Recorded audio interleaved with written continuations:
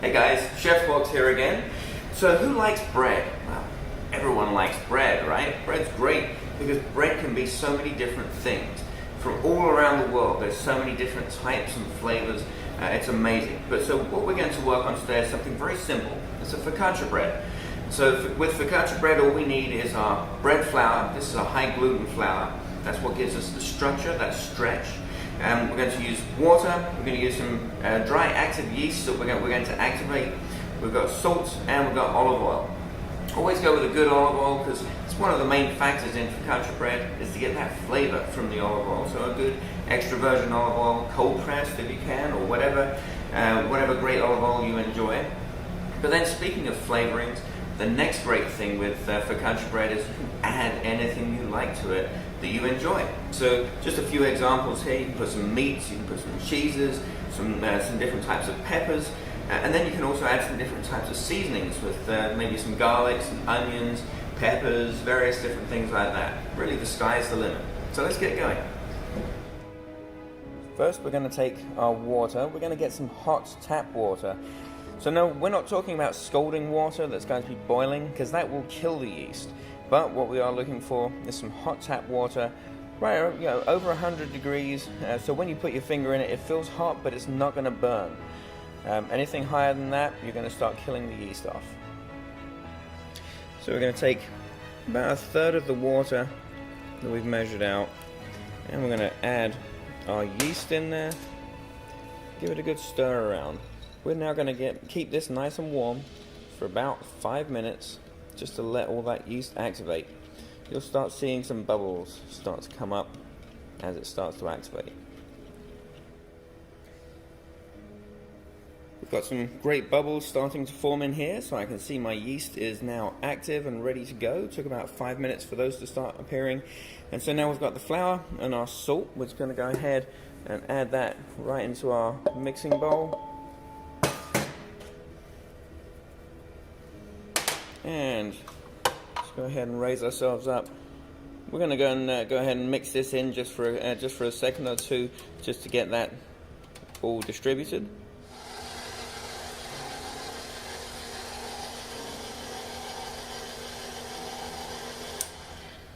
Okay, and so now we'll go ahead and add our activated yeast right in here. Reason why I wanted to mix that salt in, sometimes that can actually retard your yeast from actually activating. If it's mixed in though, it shouldn't make any difference. Let's go ahead and get this started mixing up nice and slow at start. And now pouring in our yeast and our warm water all together, and we're going to slowly mix this around until it starts to form a dough.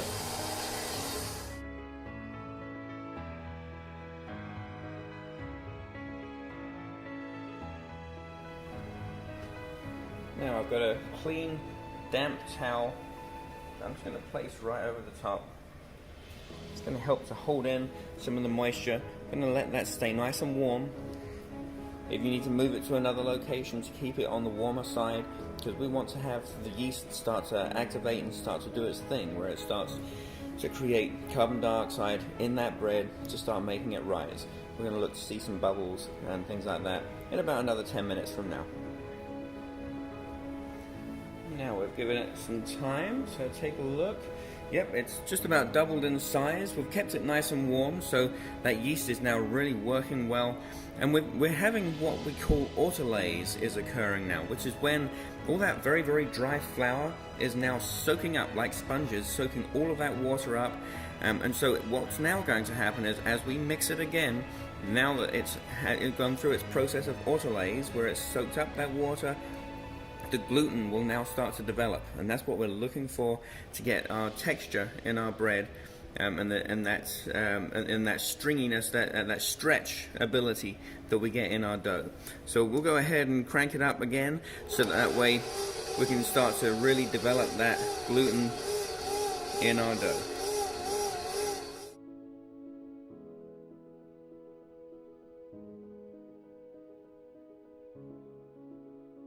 Once you find that the dough is starting to pull away from the edge of the bowl, then we're looking good, and you should have a really great stretch factor with your dough. I mean, it really should start being able to be stretched a long way before it splits, before it breaks.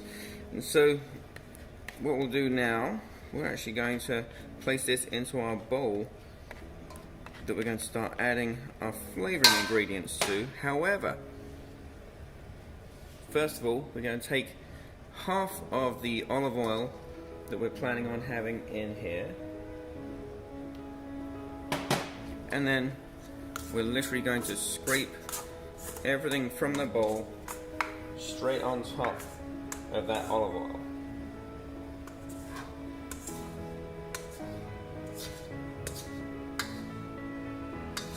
Take this off here, and what we're looking to do is make sure that this is now completely coated over in some of that olive oil. Make sure that it kind of gets underneath that dough as well. We want to make sure it's completely surrounded by the olive oil. Lap some up over the top as well. And then after that, really simple, we're going to take that towel again, we're going to cover it right back over, and we're going to let it do its first proof. Okay, time to stretch its legs. It's literally doubled in size, more than doubled in size. It's looking great. So what we're going to do, we're going to pull it away from the sides. And it's not really sticking to the sides because of all that olive oil. That's helping it to not really stick. But now I don't want to work it out too much now. The gluten has already been developed nicely. What I would like to do is lift it up, just give it a stretch, and then let it go back down. It's kind of wet, but that's okay. And then turn it around a little, give it a stretch, and back down. We're going to do this about 5-6 times. This is going to help it to finish off developing that gluten in there. Now I'm going to take some of this excess oil, just run that all over this pan,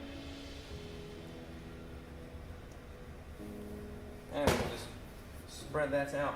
If we need a little more, we can take a little more from what we have here as well. You want there to be a fairly good amount of oil in this pan before we put the bread in. Now it's time to roll our dough right out here, and so now we're going to try and stretch it as much as we reasonably can. Remember, this gluten has been worked out heavily now, so as you can see, when I push it out, it wants to stretch back in again. So we've probably had about as much stretch as we can for now. So we're going to go ahead and wrap it over. We're going to let it rest in a warm spot again until it's relaxed a little. Then we can stretch it out and start adding our toppings. Now we can uncover the bread, and it's got plenty of the olive oil on top, so that's going to allow it to not stick to that cling wrap. And so now what we want to do, see where I'm pressing my fingers all the way down in here, we can stretch this out to the corners now. It's been able to relax, so it should be able to stretch out okay. Use some of that oil in those corners there on your fingers so it doesn't stick to your fingers. Stretch it gently out. Should be able to get all the way through. So now we want to make those dimples. Focaccia bread always has these dimples, so this is the fun bit. So now we're going to be knocking out a lot of the gas, a lot of the CO2 which has been created in here. So we're going to wrap it over again, let it proof one more time till it's about even with the this tray edge, and then it's going to go into the oven after we add a few toppings to it. Alright, we've had a great rise come from this, and that cling wrap, because it's covered in the oil, just comes right up, no problem at all. And so, topping time. So we have this really good pesto that we made a few weeks back, and I'm just going to spread some of this liberally across the top. Make sure you don't cross-contaminate with the bread itself, because you do have raw yeast growing in here, so we don't want to cross-contaminate into there. But I'm just going to spread this liberally all over, and then we're going to take some Parmesan cheese and we're just going to douse that over the top. It's going to go into the oven, 450 degrees. Actually, our oven is a convection oven, so we're going to take it down to about 425. It's going to go in there for about 20 minutes. We're going to double check it then and see how it's doing.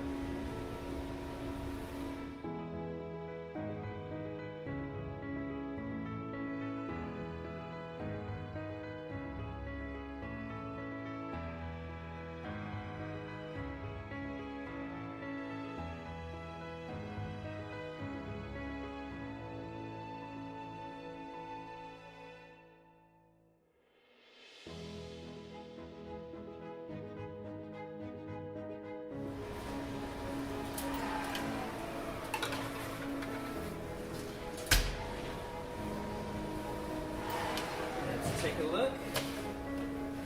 Alright, that's looking great. You can see it's just pulling away from the sides around here. It's got a great crispy topping to it, but it's just about ready. Fantastic. Time to get it out and onto a cooling rack, and as long as you had it nicely oiled up, slide right off. Wow, the smell of the olive oil is just amazing.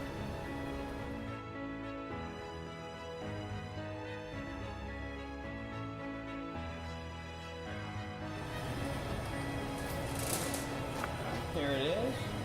Go ahead and slice into this. It's absolutely gorgeous. It's got like a wonderful semi-fried base there, so it's nice and crispy on the bottom, on the top, where it caramelized up. It's really, really good. It's got a nice crispy shell to it, but the inside is nice and soft. This is going to be perfect to be able to enjoy for the next several days, as long as you keep it wrapped up. Just keep it at room temperature. It's perfectly fine. If you want to keep it longer than that, go ahead and wrap it up really well, and you can put it in the freezer. You can freeze it for about a month or so, and it should come up just fine. But this is just a fantastic looking piece of bread. I can't wait to start tucking in.